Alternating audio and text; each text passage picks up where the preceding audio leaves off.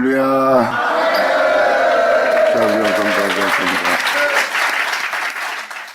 자, 예레미야 14장 들어가자.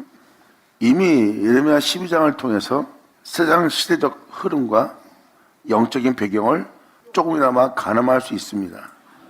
하지만 이 14장은 바로 여러분의 영 상태를 정확히 반영해줘요. 그러니까 결국은 여러분들은 그냥 믿음생활을 했지만, 아버지의 은혜를 사모하며 여기저기 다녔지만 그 모습 자체가 기근 상태라는 것을 몰랐던 것을 여러분들은 아시게 되는 바로 14장의 장면이 될 거예요.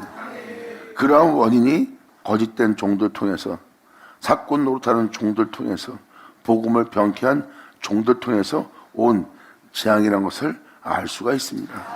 이게 14장이 바로 그 내용을 반영하고 있어요. 가뭄에 대한 예레미야기만 여호와의 말씀이라. 가뭄에 대한 여호와의 말씀은 뭐예요? 이 세상에 가뭄이 왜 임했는지를 알게 해주는 여호와의 말씀이다.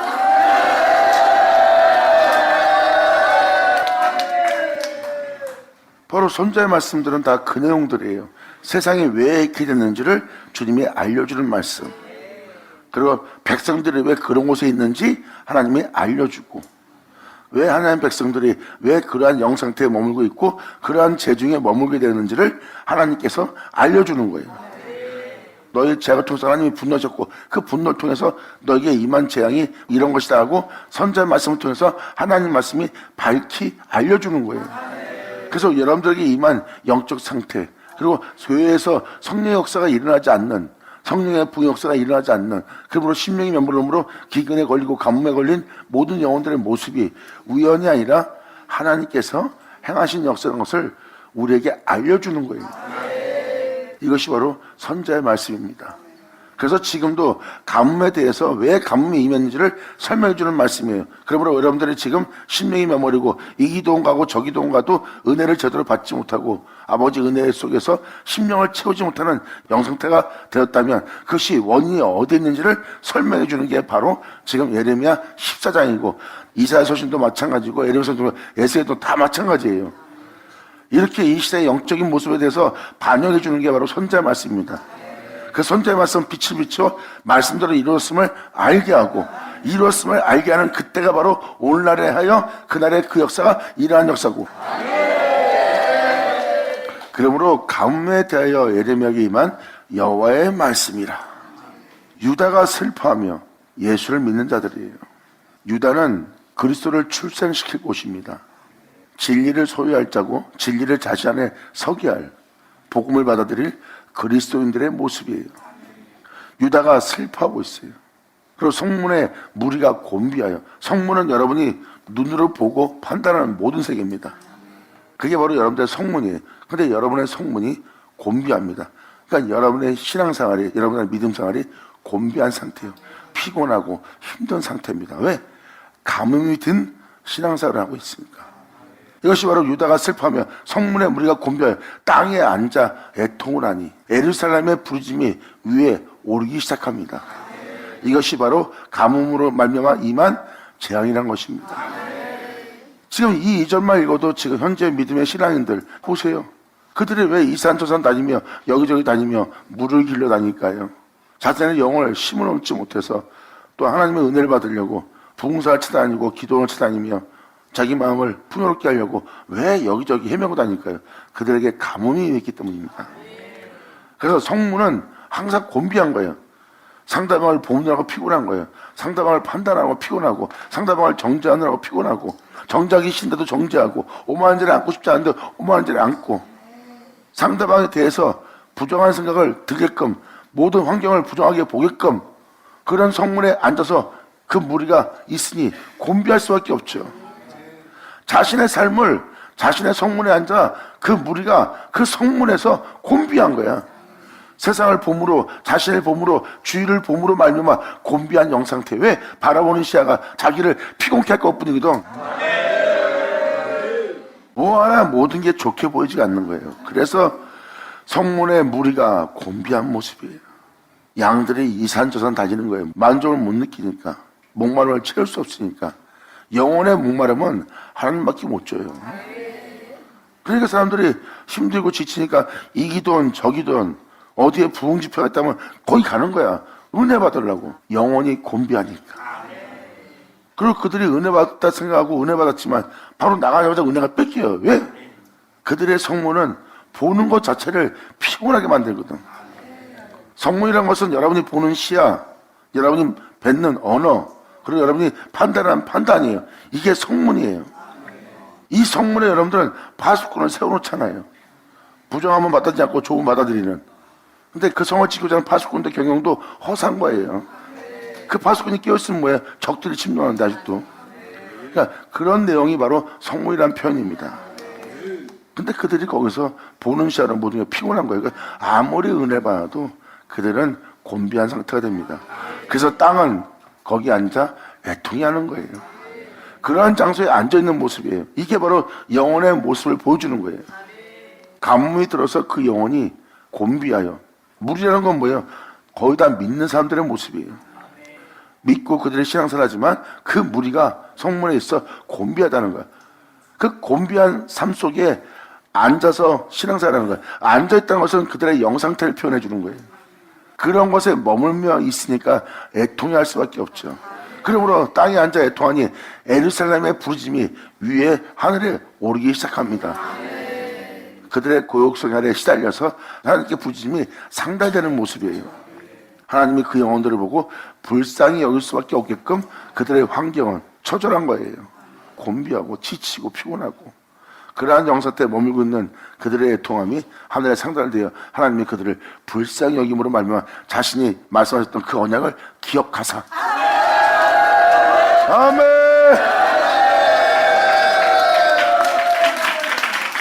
이 말씀만 잠깐 들어도 현 신앙인들이 보일 겁니다. 그리고 현 주의종들도 보이고요. 그리고 세상에 왜 이렇게 우리 지금 믿는 사람이 왜 이러한 시대에 이러한 영적 흐름에 이러한 배경에 이러한 환경 속에 우리가 왜 있는지를 아셔야 될 겁니다. 그리고 12장 읽어줬을 때 많은 목자들이 주님의 포도원을 회파했다잖아. 복음을 병케하는 짓을 했다는 거예요. 하나님의 은혜 속에서 풍성한 은혜를 누리게 할 그 복음을 회파하는 자가, 진리를 파하는 자가 되었다는 거예요. 그 목자에 대한 내용이 이 14장에 나옵니다. 그런 목자를 통해서 세상에 가뭄이 온 거예요. 양들은 진리를 못 알아듣는 겁니다. 진리를 분별하지 못하는 거예요. 이게 영혼의 상태예요. 그 목마름 속에 있던 영혼들에게 와서 그 생명수를 나눠준 분이 예수님이에요. 예수님 말씀하십니다. 내 말을 믿어라. 내가 너에게 이런 말은 진리다.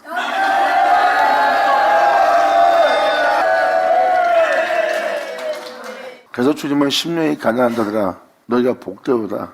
천국이 너희 것이라고 그런 거예요. 그 심령의 메마름 속에 있는 자들을 주님은 2000년 전 오셔서 채우기 시작한 것이 주님의 사역입니다. 그러므로 3절은 또 이렇게 말씀하십니다. 귀인들은 자기 사원들을 보내어 물을 기르라 하나 그들이 운물에 가서도 물을 얻지 못합니다. 여기서 귀인이라고 표현한 것은 나름대로 인정받을 만한 사람들의 모습입니다. 그리고 여기서 사안들은 주변 사람도 되고 자신 속에 있는 생각과 판단과 자신들의 분별력이라고 보시면 돼요. 자신들의 생각과 분별력과 아버지 은혜 속에서 그 은혜를 전하려고 그러고 그 은혜 속에 있으려고 하는데 그러한 자신들의 판단력과 자신의 지혜로움을 보내도 얻지를 못하는 겁니다. 자신의 지각으로 그 생명수를 얻지를 못하는 거예요. 운물을 발견해도 그 운물에 물이 없는 거예요. 하나님 말씀을 보고 있다가 엄청난 말씀을 발견한 것처럼 우물을 발견합니다. 근데 거기서 자신의 심령을 촉촉히 적셔줄 물이 없는 거예요. 이것이 바로 귀인들은 자기 사람들을 보내어 물을 기르라 하나 그들이 우물에 가서도 물을 얻지 못하고 빈 그릇으로 돌아오니 부끄럽고 근심하여 그 머리를 자신들이 가리운다는 거예요.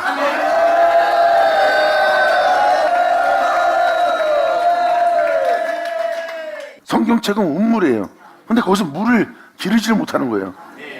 자신의 전할 물이 없는 거예요. 이것이 바로 자신의 생각과 판단과 지각과 이성을 보내는 거잖아요. 이게 바로 귀인들의 사안이에요. 자신의 생각대로 이걸 찾을 수 있을 것 같고 자기 판단대로 자기 지각으로 자기 이성으로 자기 지혜로움으로 그것을 찾으려고 하는데 안 찾아지는 거야. 왜? 자신이 보낸 사안들이거든. 근데 그들이 운물에 가서도 물을 얻지 못하고 빈 그릇으로 돌아오므로 부끄럽고 근심하여 염려하는 겁니다. 자신의 영혼조차도 채울 수가 없는 거예요. 찾지를 못하는 그러한 가뭄 때를 맞이한 거예요. 성경책을 통해서 물을 길지 못하는 자가 된 거예요. 그 정도로 가뭄이 임한 겁니다. 그래서 성경책에서 물을 길지 못하니까 이 사람 설교, 저 사람 설교, 누구의 명언, 또 성인들의 명언, 세상의 속담들 막 그냥 걷어다가 어떻게든지 그걸 짜맞춰갖고 그것을 내용을 주려고, 은혜 끼치려고 막 만들어내는 거예요. 그게 바로 여러분들 소위 여러분들이 사먹는 건강음료 같은 거예요. 근데 건강해져요? 목말이 채워져요? 안 채워지는 거예요. 성경은요, 하나님의 행하심과 인간들의 소통 속에 있는 깊은 생수가 있는 곳이에요. 날마다 거기서 물을 길어야 될 자들이 바로 귀인들입니다. 성인들이고 인정받는 자들이에요. 근데 그들이 거기서 물을 기르지를 못해요. 그래서 양들이 막 이산저산 다니는 거예요. 귀인들이 물을 못 기르니까. 말씀은 운물입니다. 그 운물을 발견해도 거기서 물을 기르지 못해. 물이 없는 거예요. 이게 바로 지금 현재 시점의 비유와 똑같은 모습이에요. 그래서 그들이 지금 빈 그릇으로 돌아오니 부끄럽고 근심하여 자신의 머리를 가리는 거예요. 나도 안 되겠구나. 아무리 해도 그 생수를 찾지 못하는 거예요. 발견하지 못하고. 그러므로 자신들의 머리를 가리웁니다. 결국은 자신을 드러내 세울 게 없는 자들의 모습이에요. 이게 바로 3절의 그 시대의 영적 시대의 흐름의 모습이에요. 이 모습이 지금 현재의 모습이라는 걸 알 수가 있습니다. 그러므로 머리를 가리우며 땅에 비가 없어서 하늘로부터 성령의 은혜가 내려오질 않는 거예요. 기름부의 목사, 성령의 역사, 하늘로부터 그 생명수를 부어주는 비가 없어 지면이 지금 갈라지고 있는 겁니다. 그래서 여러분들 보고 믿는 자가 이렇게 살아야 됩니다. 믿는 자가 이런 마음으로 저런 마음으로 살아야 됩니다. 하고 밭을 알고 있지만 밭 가는 자가 부끄러워서 그 머리를 가리는도다.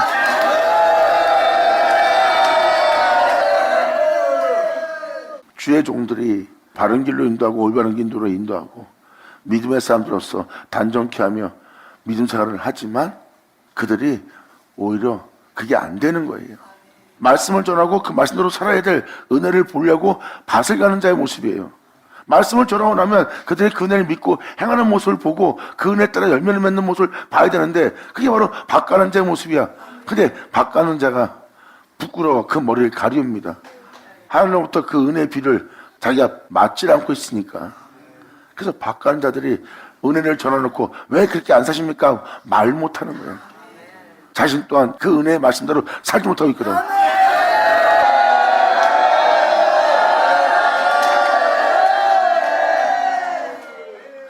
땅에 비가 없습니다. 하늘로부터 오는 하나님의 은혜가 없어요.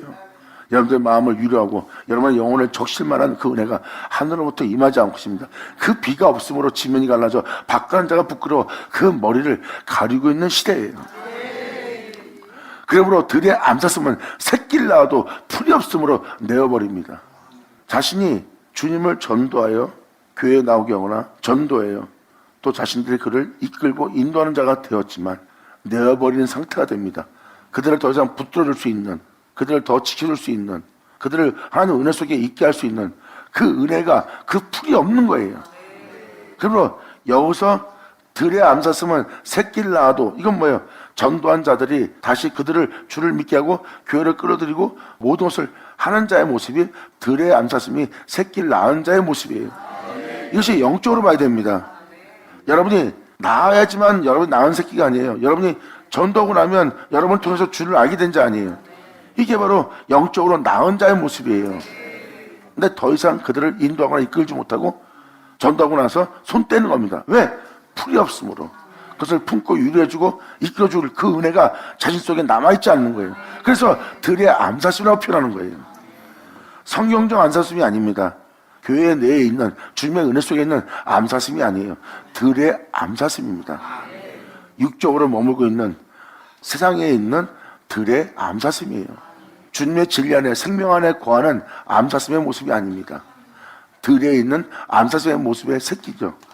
그래서 들의 암사슴은 새끼를 낳아도 풀이 없으므로 그러한 은혜가 없으므로 내어 버리게 됩니다. 더 이상 그 영혼한테 관심을 갖지 못하고 더 이상 해줄 수 있는 게 아무것도 없는 거예요.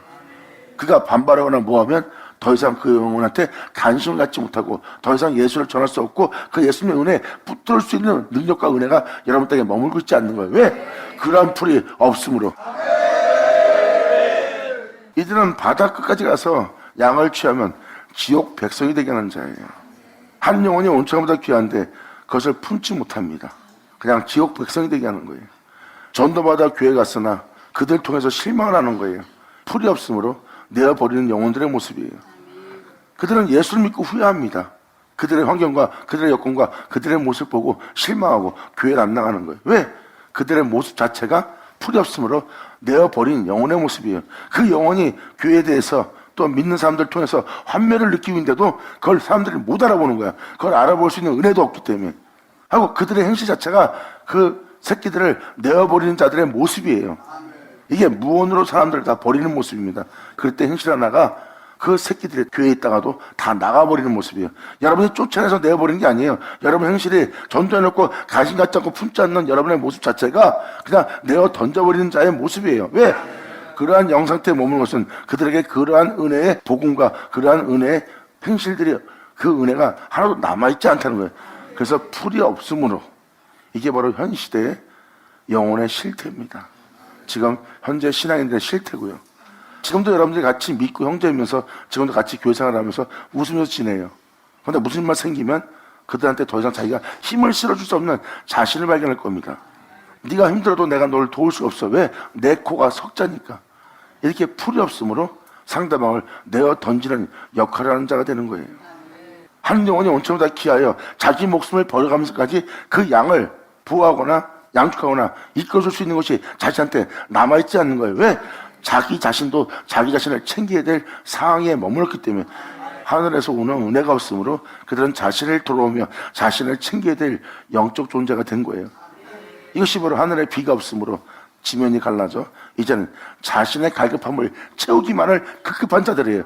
그래서 상대방의 영혼을 돌아보지 않은 것이 아니라 들에 암사슴이 새끼를 낳아도 전도했어도 그들을 돌아보지 못한 것은 비가 없으므로 자기 지면이 갈랐으므로 자신만 돌아보기도 바쁜 시대야. 그러므로 지금 이 시대가 그 가뭄에 있음을 알리라.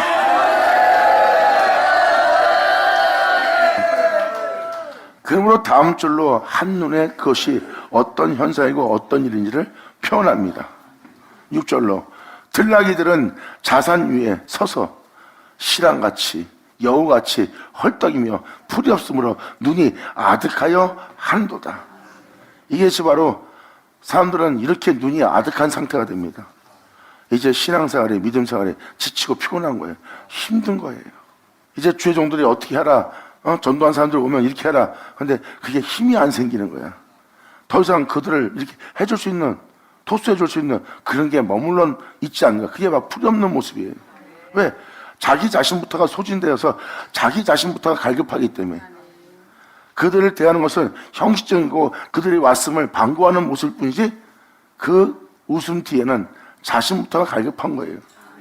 자신이 말하면서도 그 은혜 속에 있질 못해요. 형제님 하면서 주님을 전하지만 자신이 그 주님을 통해서 기쁨과 만족을 느끼지 못하는데 그걸 전하면서도 점점점 그로 인하여 자신이 행한 행실을 통해서도 자신이 피곤하고 힘든 상태가 됩니다.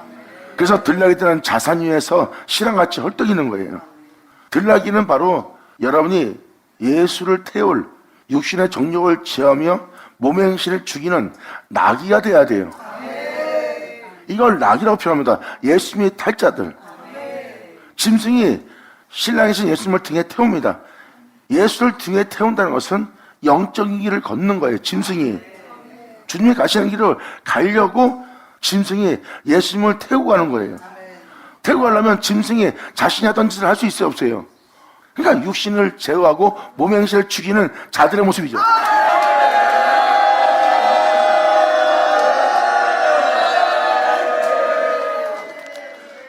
몸의 행실을 죽이지 않고 복음을 쫓아 살지 않고 육신의 정령을 통하며 육체의 본능을 따라 충실한 자예요. 이 모습이 바로 들나귀의 모습이에요.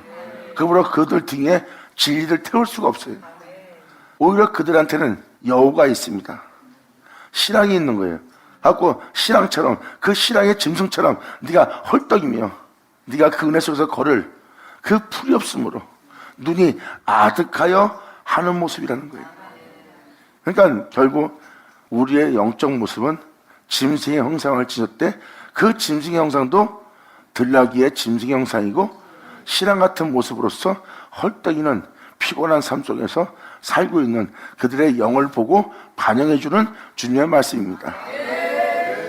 하고 그들에게 이러한 감흥이 온 것은 하면서 주님은 말씀을 통하여 그들의 영적 상태를 그대로 반영해주는 게 하나님의 말씀이에요. 이 빛비침을 받은 자가 다음 절로 이렇게 표현합니다. 여호와여, 우리의 죄악이 우리에게 대하여 증거할지라도 주는 주님의 이름을 위하여 일하소서. 우리의 타락함이 많으니이다. 우리가 주께 범죄하였나이다.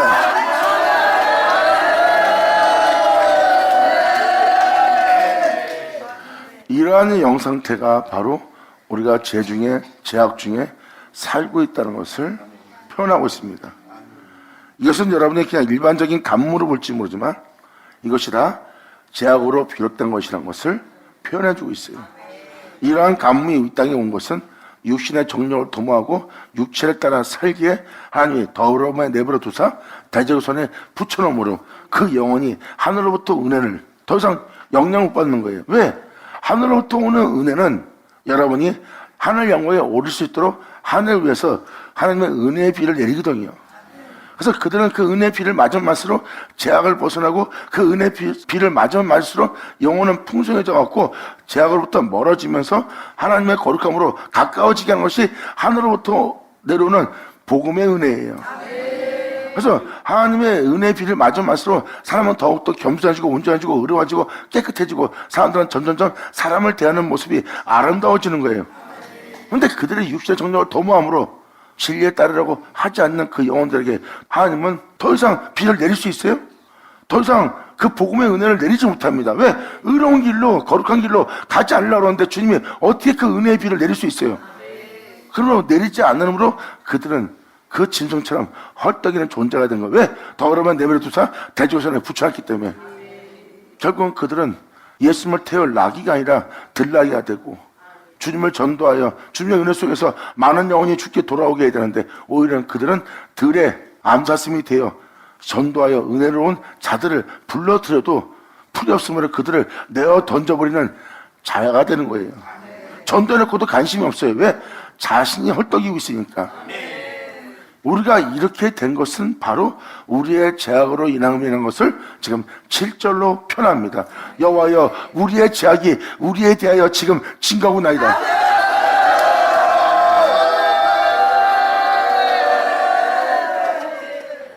이러한 1절부터 6절의 현상은 바로 많은 목자들이 복음을 회파했다고 그랬어요. 하고 하나님의 분노를 자아낼 수밖에 없는 행실들 속에 있는 겁니다. 이것을 자세히 좀 더 설명한 게 예레미야 14장의 내용이에요. 1절부터 6절까지 들으면 가뭄이 들음으로 사람들의 영혼이 피곤해하고 애통해하고 있구나.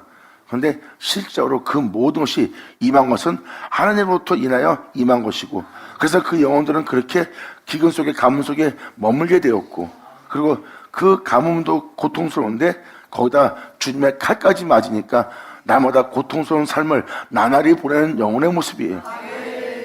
근데 그것이 죄악으로 인함이라는 것을 7절로 알게 된 거예요. 여호와여, 우리의 죄악이 우리에 대하여 지금 증거하고 나이다. 이러한 영상태가 된 것은 우리의 죄악으로 인함이니이다. 아멘.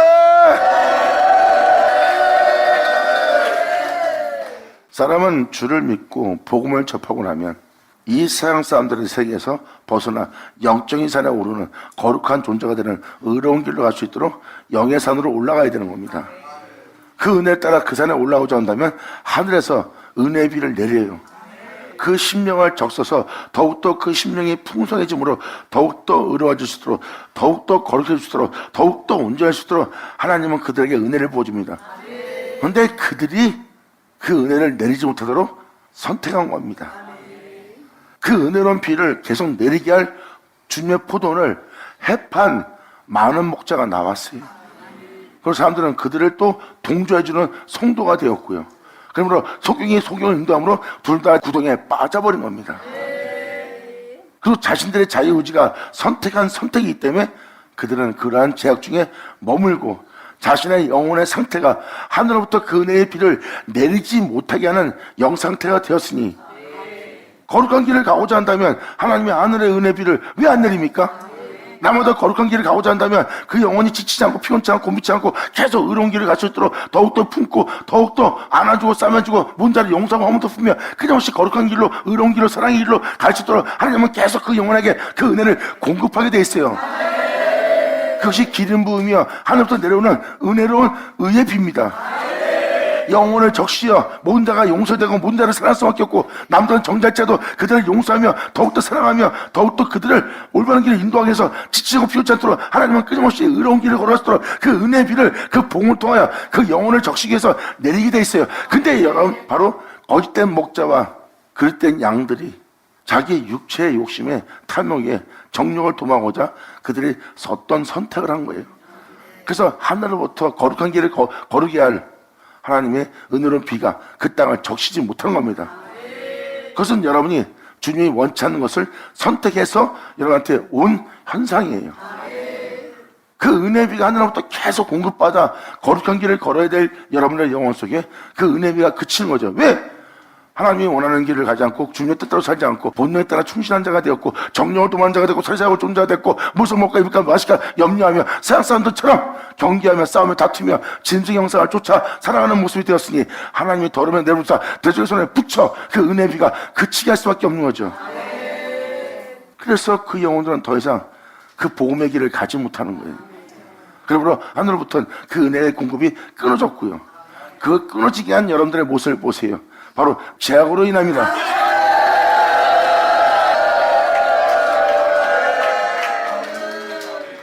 그것이 여러분들은 여러분 삶을 표현하기 위해서 여러분 자신의 복됨을 위해서 살았던 모습이라고 하지만 그것이 여러분들의 죄악이었던 것을 하늘로부터 오는 은혜의 공급을 끊기게 위한 행실인 걸 모르는 거예요.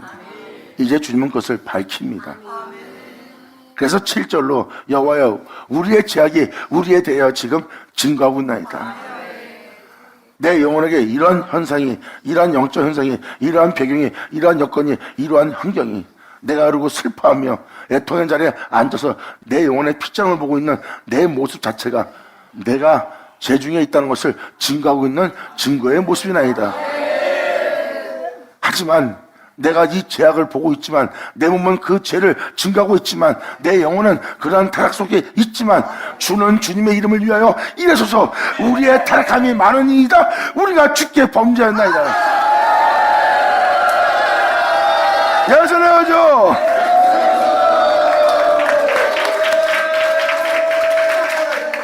이렇게 선자의 말씀은 예언의 말씀이고 그 예언의 말씀은 우리의 현실을 목도하게 합니다. 우리가 지금 어떤 상태에 머물렀고 어떤 모습을 지니고 있고 왜 우리가 왜 그런지를 다 알게 하는 게 선자의 말씀이에요. 그러므로 여러분들은 진짜 이 은혜의 말씀대로 됐네? 지금 그런 시대를 맞이했네? 우리가 지금 그러한 영상태인 것을 우리 몸의 피부로 느끼네? 이때가 바로 여러분이 진리를 인지할 때예요. 할렐루야! 그러므로 선자의 말씀은 애정의 이야기가 아니라 막연한 소리가 아니라 여러분 몸에 피부로 와닿게 하는 것이 하나님의 말씀이에요. 왜? 만물은 그릇만 짓맞았고 그가 없이 된 것은 없기 때문에 여러분은 진리의 벌을 받고 진리의 재앙을 받고도 그것이 진리인 것을 알지 못하는 거예요. 하지만 그 진리는 또 그 진리가 그것을 여러분한테 알게 해준 거고 그래서 7절에 자신들이 하나님의 말씀을 지키지 않고 그 복음을 쫓아 그 말씀대로 살지 않았던 나의 타락함을 보고 있나이다. 내 육신의 정력을 도모하며 내 자신의 유익밖에 안 바라보며 나 자신만을 위해서 이 땅에 걸었던 나의 타락한 타락성의 죄를 내가 지금 보고 있나이다. 나의 죄로 인하여 십자가 박혀 피를 흘리고 그 피로 내 죄를 사하고 그 피로 나를 구원하시고 나로 다시는 죄를 짓지 않고 주님의 뒤를 따라 그 복음을 쫓아 나로 생명의 빛을 얻게 한 그 은혜를 헛되이 되게 하는 그 은혜를 내 영으로부터 망케 하는 내가 주께 범죄한 범죄를 저질렀나이다.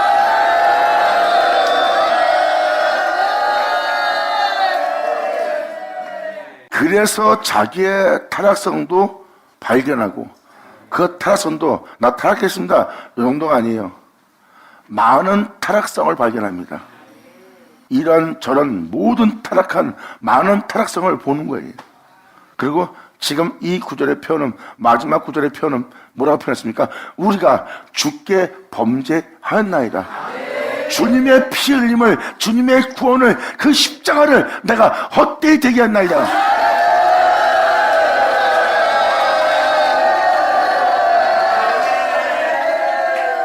선자의 말씀을 듣고 깨달아야 될 부분이 바로 이 7절입니다. 예수님은 이스라엘 땅에 오셔서, 자기 백성 땅에 오셔서 모세 오경과 그리고 선자의 말씀과 시편 가지고 증거했어요. 그러므로 너에게 이 모든 말씀, 모세 오경과 선자의 말씀과 시편 기자, 그 말씀들을 구하는 것은 그 은혜를 패하지 않고 도리어 그 은혜를 너희한테 완전케 하려 합니다. 그러므로 예수님은 명확히 표현해 줍니다. 이 은혜의 말씀으로, 이 선자의 말씀으로, 모세오경으로, 시편 기자의 말씀으로 내가 너에게 빛을 비췄을 때 너는 그 빛비침에 타락한, 주께 범죄한, 우상 숭배한, 죄를 진, 그릇된 길로 간 하나님의 말씀을 벗어나 그 반대로 대항하며 대적하며 주님의 말씀에 순종하지 않는 반하는 모습을 너희는 다 발견할 것이다. 그때 너희는 깨달아야 되느니라. 나는 의인을 부르는 것이 아니라 죄인을 부르러 왔노라.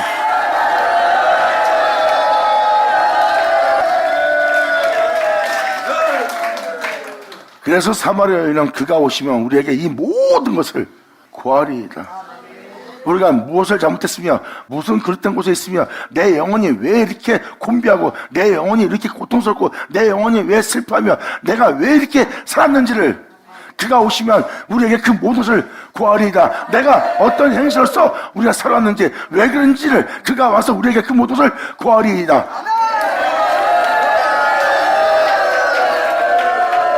예수님이 그것을 구할 때 그들은 자신이 죄인인 것을, 자신이 하나님부터 타락한 자인 것을, 자신이 하나님께 범죄한 자인 줄 깨닫습니다.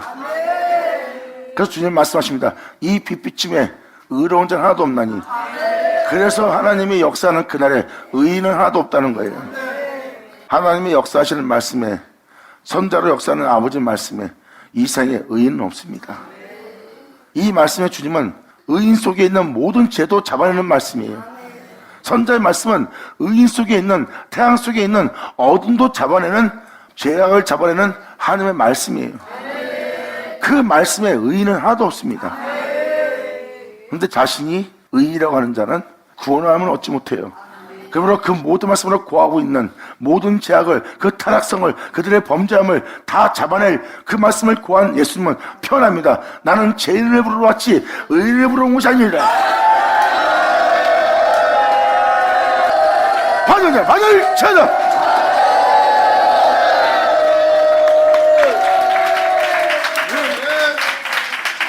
그래서 사마리아 여인이 고백하죠. 온 동네 방네 들어가서 난리가 났어요.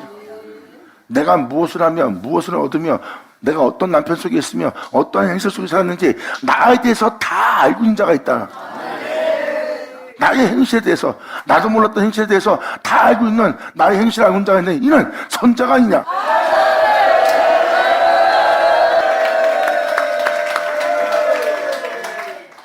주님은 이것을 알게 하는 말씀으로서 보내는 거예요. 그래서 주님은 죄인을 부르러 왔다고 그런 거예요. 하나님 말씀 아래 그 은혜 속에 의인은 없습니다. 뭔가가 다 그릇대로 죄가 길었고 다 죄악에 팔려가 대제선에 붙어있고 예수님의 십자가의 죽음을 헛되이 대기한 삶을 살고 있어요. 사도 바울은 표현합니다. 네가 예수 믿고 제사 받고 예수 믿고 구원받았느냐? 그리고 그분을 믿는 믿음 안에 은혜를 받고 그 은혜 속에서 네가 지금 교회 생활하고 신앙 생활하고 믿음 생활하고 있느냐? 그러므로 네가 그 은혜를 있다고 죄 가운데 있을 거냐? 네가 살았던 삶 자체가 죄덩어리니라. 그 죄로부터 너를 위해서 피 흘리고 죽은 분이 그분이다. 네가 그분을 믿었다면 이제 그 죄 가운데 살지 않고 은혜 아래 있음으로 말미암아 그 뒤를 따라야 되는데 네가 그 뒤를 따지 않고 죄 가운데 남아있다면 너는 주께 범죄한 자가 아니냐. 아멘.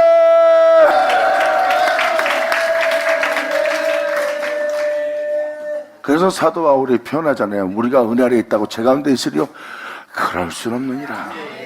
예수님이 우리 죄로 인하여 내가 세상에 태어나 세상에 살던 나의 모습 자체가 죄인데 그 죄 같은 삶을 살았던 그 죄로 인하여 예수님이 십자가에 죽었거늘 그리고 그런 은혜 우리가 재산받고 그 은혜로부터 구원받았는데 어찌 예수를 죽게 한 우리가 그 죄 가운데 살 수 있으려 편한 자가 바로 사도 바울입니다. 근데 여러분들은 여전히 옛날에 살던 삶으로 다시 돌아갑니다. 주를 믿고도. 이것이 바로 은혜 안에 있다고 죄 가운데 살려 하는 말씀입니다. 그러지 못함으로 자신의 영혼 속에, 형제의 영혼 속에 가뭄이 든 걸 봅니다. 실제로는 깨달은 자의 고백이에요. 이러한 가뭄이, 이러한 곤비함이, 이러한 슬픔이, 이러한 고통이 우리에게 머물게 된 것은 바로 우리가 주께 타락한 거고 주께 범죄한 걸 깨달으셔야 돼요. 이것은 사람한테 범죄한 게 아니라 주께 범죄한 거예요. 여러분들 잘못을 하거나 잘못하거나 못된 짓 하면 벌써 세상이 알잖아요.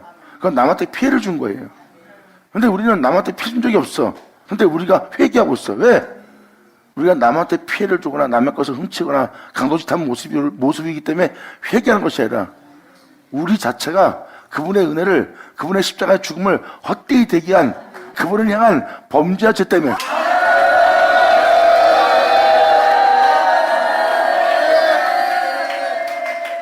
하나님 말씀을 제대로 듣는 자는 바로 주께 범죄한 죄를 깨닫게 되리라. 아멘.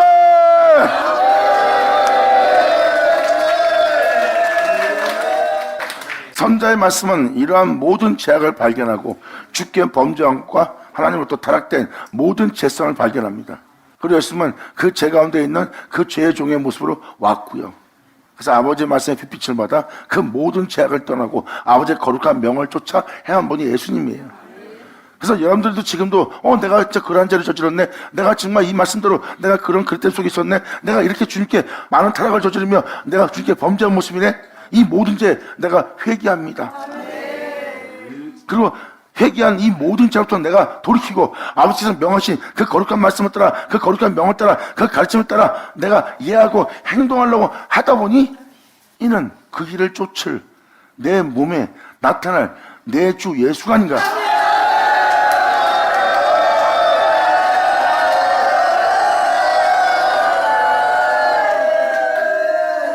예수님은 하나님께 범죄한 그 죄악의 죄를 짊어진 분이 예수예요. 왜?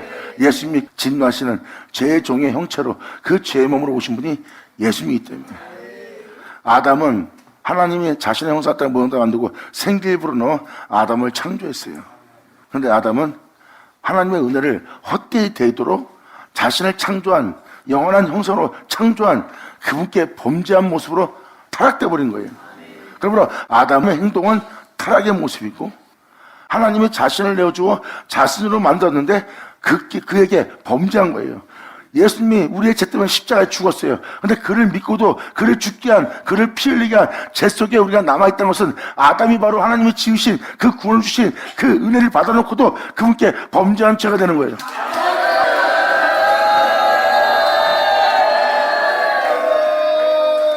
이것이 바로 주께 범죄한 죄악입니다.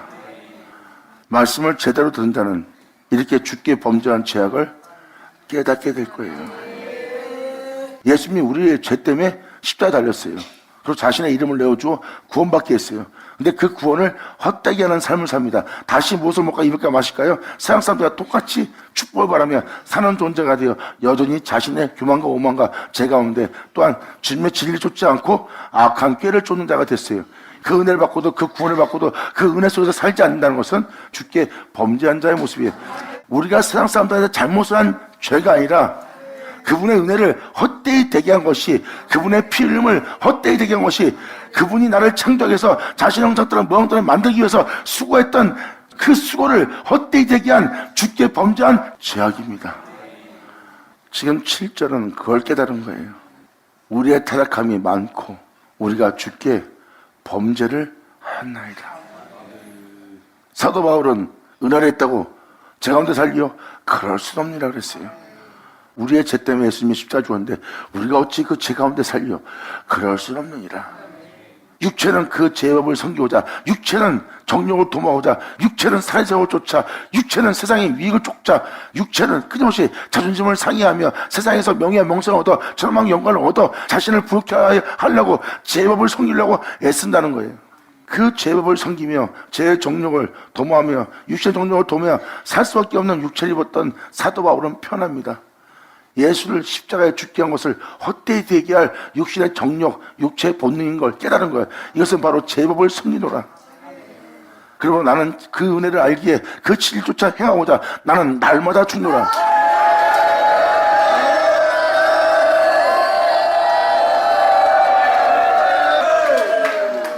이것이 주님을 사랑한다는 자의 모습이에요. 내가 주님을 사랑함으로 육체의 본능에, 육체의 정욕 도모에, 육체가 원하는 것을 내가 살지 않는 것이다. 이 육체를 입고도 육체의 본능을 따라, 육체의 소욕을 따라 정욕을 도모하지 않고 내가 육체를 따라 살지 않는 것은 내가 내 주를 사랑한다는 것을 세상으로 알게 하는 것이고, 이 육체의 모든 제약을 떠나 내가 아버지의 거룩한 명을 따라 그 계명을 지키며 나아가는 것은 내가 세상으로 그의 거룩한 명대로 행하는 줄 알게 하려 합니다. 받음하자, 받을쳐다. 감사합니다.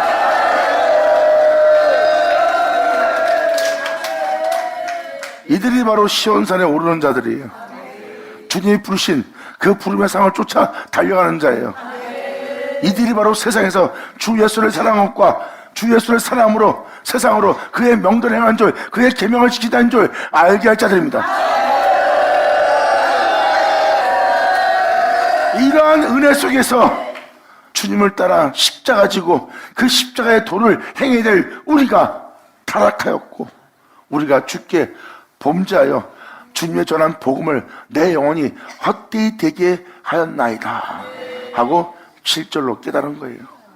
그러므로 그릇된 길로 제가 기록한 내 영혼의 모습, 주님, 내 몸 자체가 주님의 은혜를 따라 살지 않았다는 것을 내 제약이 내 몸에서 증가하고 있고 우리들 몸에서 증가하고 있나이다.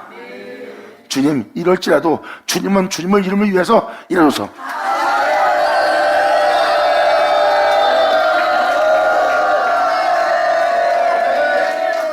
이에 시편 23편이 거기서 여호와는 나의 목자시니 내가 부족함이 없다. 그분은 나를 푸른 초장에 누이시고 푸른 초장, 풀밭에, 그 은혜의 풀밭에 눕게 하시네요. 그리고 실만한 물가를 인도하고 주님께서 우리의 영혼을 소생시킵니다. 타락성으로부터, 주께 범죄한 죄로부터 우리의 영혼을 소생시켜 주님이 이제 자신의 이름을 위해서 일하며 자신의 이름을 위하여 그들을 의의 길로 인도한다. 예수의 의죠.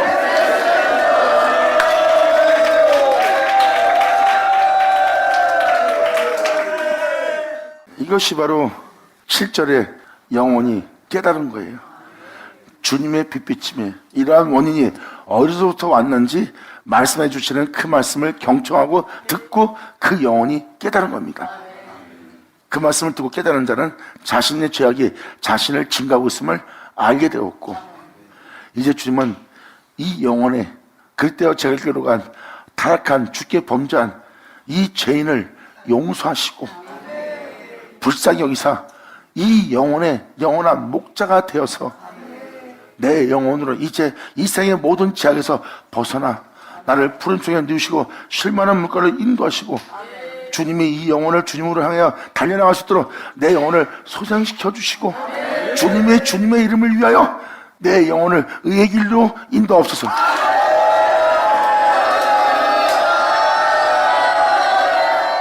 그러므로 이 영혼은 날마다 주님의 이름을 부르며 날마다 주님만 의지하기 위해서 주님 앞에 자신을, 주님을 의지하지 않고 주님의 이름을 부지 않고 주님을 찾지 않고 살 수 없는 가장 연약한 자 위에 자신을 세워놓습니다.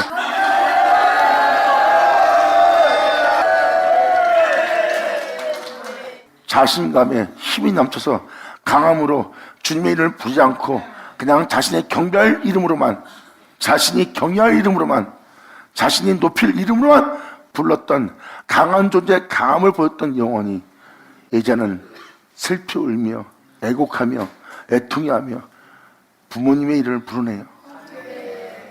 강한 힘으로 이름을 불렀던 거랑 이제는 주님의 이름을 부르는 것이 다른 이름으로 부르네요.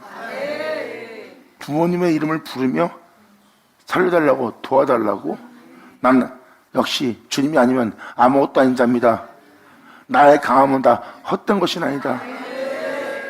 그러므로 나는 주님의 일을 부르며 주님을 의지하며 주님께 맡기지 않고 도저히 살아갈 수 없는 연약한 존재오니 하고 자신을 주님께서 역사하시도록 그 연약함 위에 자신을 세워놓아 하나님에 대한 강함과 파워가 이제 쇠약해지고 그 힘을 잃어버리고 그분만을 의지하며 그분의 일을 부르며 그분께 모든 걸 맡기고 그분만을 영원토록 의지하고 살아갈 수밖에 없는 자신은 연약한 존재라 하며 그 연약함 위에 자신을 세워놓고 주님의 이름을 부른 자의 모습이에요. 이것이 주님을 향하여 여러분들이 갖춰야 될 본분이라.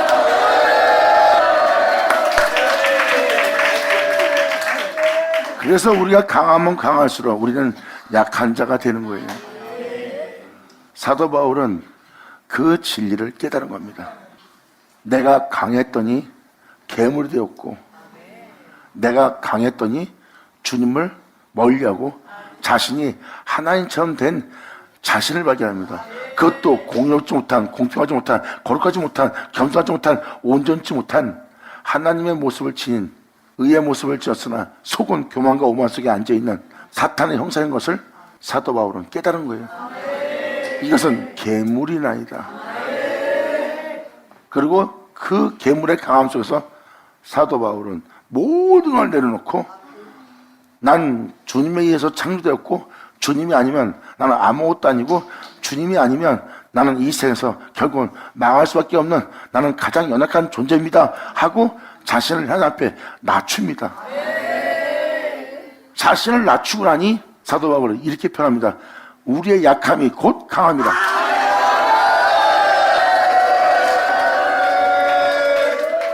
내가 강할 때는 나의 능력과 나의 힘을 내가 의지했으나 내가 주님을 향해서 약해지고 나니 여호와가 나의 힘이라.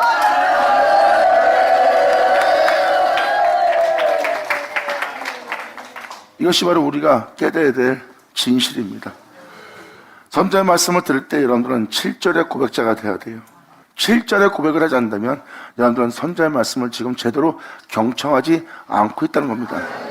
선자의 말씀을 제대로 경청한다면 예레미야가 고백한 것처럼, 에스겔이 고백한 것처럼, 이사야가 고백한 것처럼 거기서 그들의 영혼이 어떤 걸 깨닫고 고백하는 자처럼 보이지만 그것은 이사야, 에스겔, 예레미야가 아니에요. 그걸 깨달은 여러분의 모습이지. 할렐루야!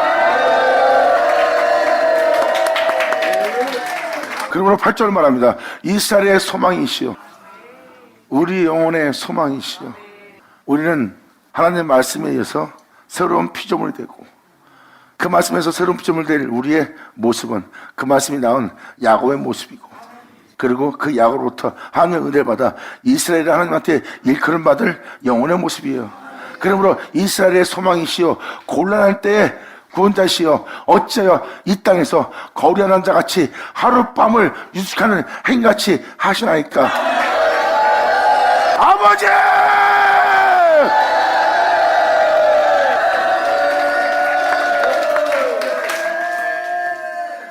그러므로 8절로 이 영혼은 간절함으로 호소합니다. 내 영혼의 소망이시오, 내 믿음의 소망이시오, 내 구원의 소망이신 주님이시오. 이 곤란할 때에 이러한 죄중에 발견되고 있는 타락한 죄성을 보고 있는 주께 범죄한 내 영혼의 상태를 보고 있는 이 곤란한 때에 구원자시여, 어찌하여 이 땅에서 거리랑 같이, 이 땅에서 영혼의 사건처럼 사는 자같이 하나님께 영원한 범죄하는, 하나님을 진노케 할 이 죄 가운데 사는 이 세상에 있는 자와 같이 하룻밤 유숙하고 사라져버릴 행같이 하시나이까. 주여, 내 영혼을 돌아봐 주시옵소서. 아버지! 아멘!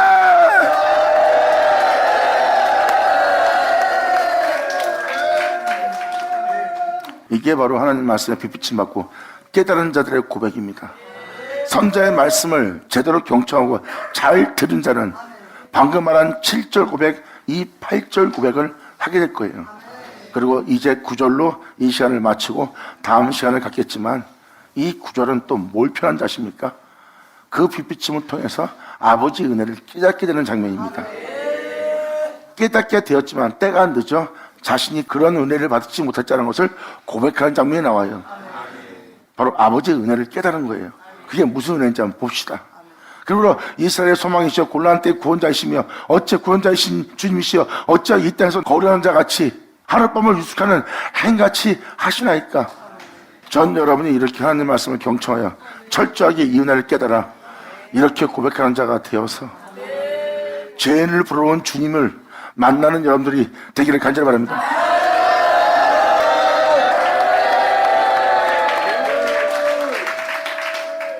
그러므로 유숙하는 행같이 하시나이까 하면서 구절로 말합니다. 어찌하여 놀라 벙벙하는 자 같으시며 구원 못하는 용사 같으시나이까. 내 영혼을 향해서 왜 주님은 이러한 모습처럼 보이나이까. 나와 전혀 상관이 없는 하나님처럼, 살아있지 않는 하나님처럼 이런 모습을 보고 놀라 벙벙하는 자 같으시며 구원치 못하는 용사 같으니까. 여호와여, 주는 오히려 우리 중에 계시고 우리는 주님의 이름으로 일컬음을 받는 자오니 우리를 버리지 마소서.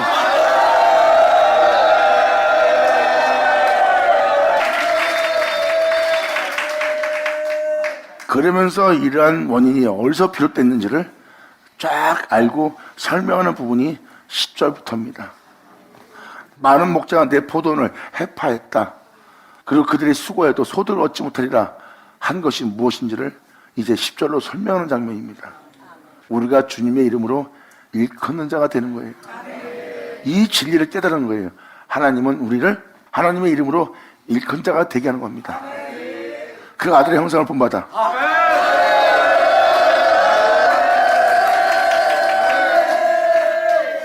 여기서 여호와는 우리 중에 계시다는 것은 뭐예요?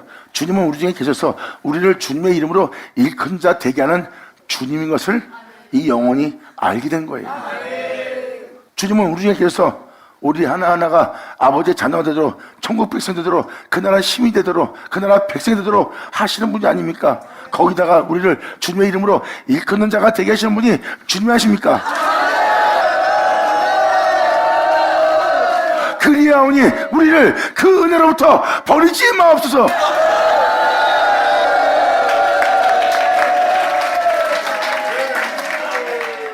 이게 바로 우리의 모습이에요. 여러분, 이렇게 주님을 알지 못하면 자신이 죽고 있는 것을, 하나님께 뽑히고 있는 것을, 멸망당한 것을 모르고 죽는 거예요. 근데 우리는 이 말씀을 통해서 알게 되었잖아요. 우리가 이 말씀을 통해서 알게 됐던 것은 우리가 그 일을 행하실 하나님을 알게 된 거예요. 그러므로 우리는 주님을 알므로 그의 말씀을 지키노라. 감사합니다. 아버지, 영광 받으세요. 그래서 우리 중에 계신 주님은 우리를 주님의 이름으로 일컫는 자가 되도록, 하나님의 백성 되도록 하는 게 바로 아버지의 은혜입니다. 우리를 그 은혜로부터 버리지 말라고 이 영혼을 고백하는 거고요.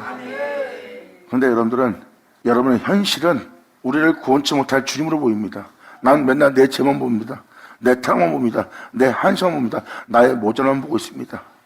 내 모습을 보고 주님은 놀라 번복하는 자 같고 나를 이 죄로부터 구원치 못할 용사같이 보이나이다. 내 영적 은혜로서는, 내 현실의 모습은 아유 난 안 되나 봐, 아유 난 할 수 없나 봐. 이건 뭐야? 주님이 나에 대해서 구원치 못할 주님으로 이렇게 느껴지지 않나이다는 영혼의 모습이에요. 이게 지금 표현되는 거예요. 어째요 내 영혼에 대해서 주님은 놀라 번복하는 자 같으며 구원치 못하는 용사 같으냐니까. 내 주여 나를 버리지 마소서. 아멘.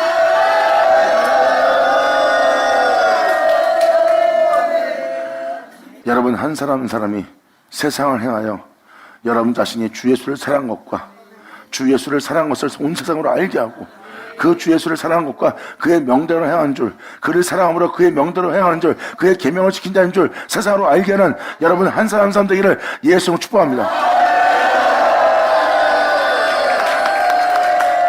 자, 기도하겠습니다. 하늘의 아버지 감사합니다. 영광을 받으시옵소서. 이 귀한 시간 선까지 역사심을 감사합니다.